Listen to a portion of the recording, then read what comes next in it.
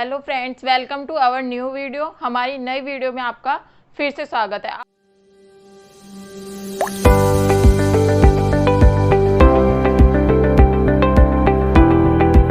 मैं आपको बताऊंगी तलपट यानी कि ट्रायल बैलेंस कैसे बनाते हैं। मैंने अपनी पिछली वीडियो में आपको लेज़र अकाउंट से ट्रायल बैलेंस बनाना सिखाया था।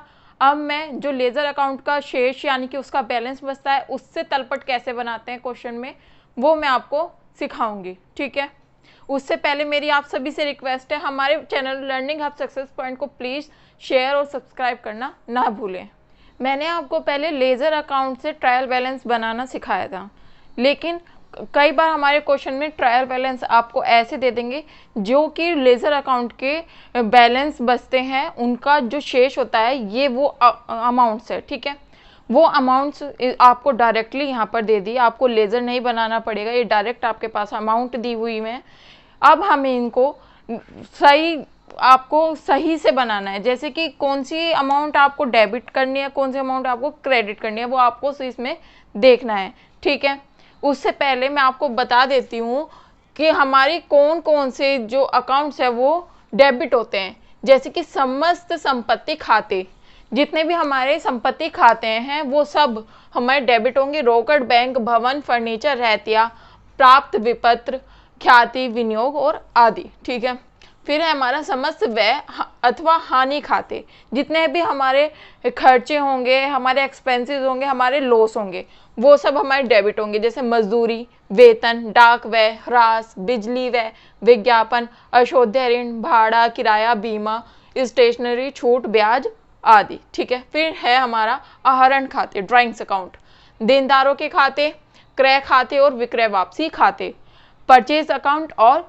सेल्स रिटर्न अकाउंट, ये सब हमारे क्या होंगे, डेबिट होंगे। फिर आ जाते हैं हम क्रेडिट। क्या क्या होगा, क्रेडिट होगा हमारा समस्त दायित्व खाते, जैसे जितने भी हमारे दायित्व के खाते हैं वो सब हमारे क्रेडिट होंगे। पूंजी खाता, देय विपत्र खाता, बैंक अधिकृत ऋण, आदत व्यय आदि। ठीक है, फिर है हमारा समस्त आय अथवा लाभ खाते, जितने भी हमारी आय है, इनकम है हमारी, और जितने भी हमारे प्रॉफिट है वो सब हमारे क्रेडिट होंगे। प्राप्त ब्याज, कमीशन, बट्टा, किराया आदि। फिर है लेनदारों के खाते, क्रेडिट अकाउंट, विक्रय खाते और क्रय वापसी खाते। ठीक है, फिर है संचिति।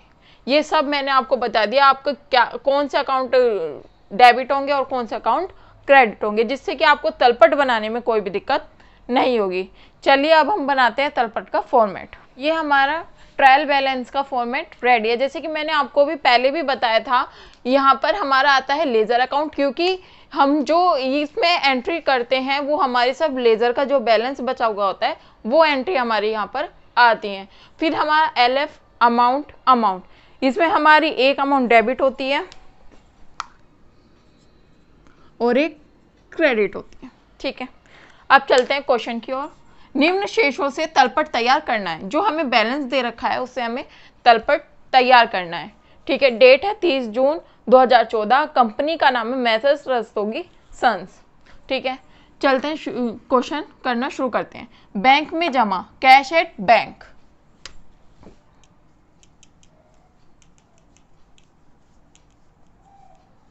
कैश एट बैंक हमारा कितने हैं, 20,000 रुपये डेबिट होंगे। ठीक है, फिर है रोकड़ हाथ में यानी कि कैश इन हैंड, 1,000 रुपये। फिर है हमारा फर्नीचर, कितना, 4,000 रुपये। फिर है क्रय वापसी यानी कि परचेज रिटर्न, परचेज रिटर्न हमारा क्या होगा, क्रेडिट होगा, कितने रुपए, 2,000। ठीक है, फिर है विक्रय वापसी, सेल्स रिटर्न,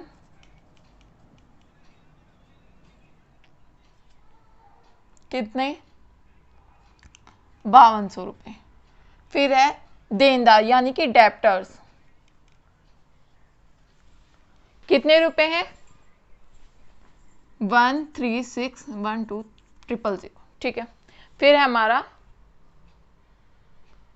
लेनदार यानी कि क्रेडिटर्स, क्रेडिटर्स हमारे होंगे क्रेडिट, 8,000, 80,000 वैल्यू है, ठीक है।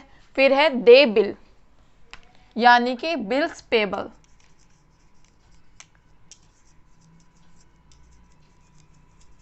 कितने रुपए हैं, 12,600। फिर है हमारा प्राप्त बिल, यानी कि बिल्स रिसीवेबल, कितने रुपए हैं, 8,000। फिर है क्रय, यानी कि परचेज, परचेज हमारा होगा डेबिट। फिर है सेल्स, कितने रुपए, 28, ठीक है।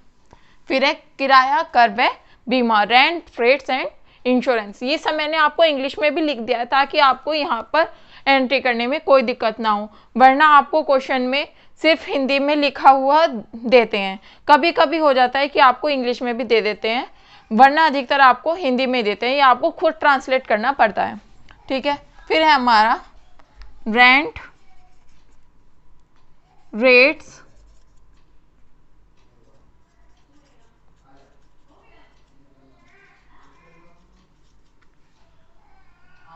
रेंट, रेट्स एंड इंश्योरेंस, 4800 रुपये। फिर है सैलरी, यानी कि वेतन, कितने, 12,000। फिर है ढुलाई व भाड़ा,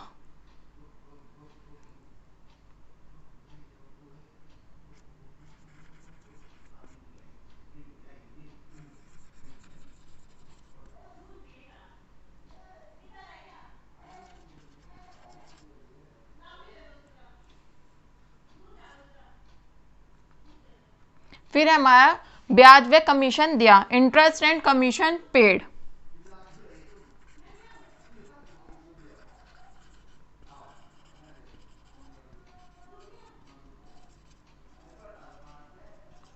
कितने रुपए है,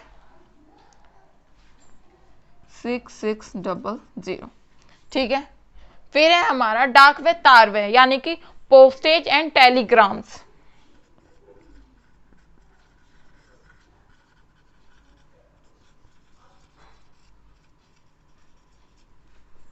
कितने, 1,000 रुपये, ठीक है।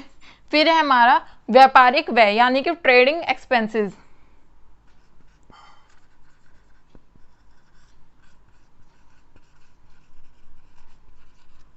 कितने रुपए, 1200 रुपये। फिर है व्यापारिक व्यय, यानी पूंजी, यानी कि कैपिटल, कितने रुपए है, 50,000। फिर है हारन, यानी कि ड्राइंग्स,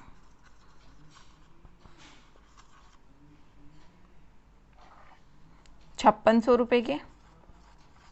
फिर है पट्टे पर भूमि, यानी कि लीड्स होल्ड लैंड,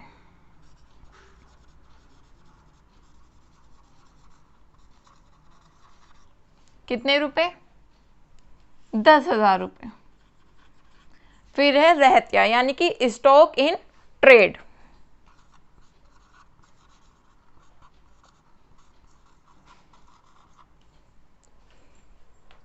₹50,000। चलिए अब टोटल करते हैं।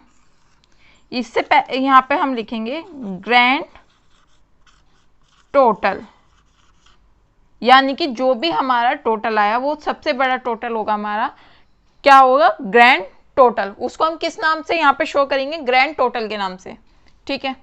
इसका टोटल करते हैं।